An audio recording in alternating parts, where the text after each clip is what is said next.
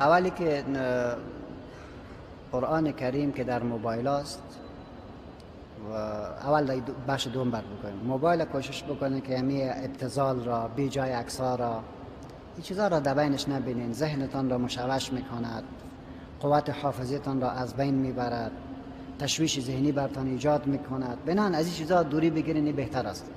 بسیار چیزای خوب است که ما میتونیم از موبایل از او استفاده بکنیم.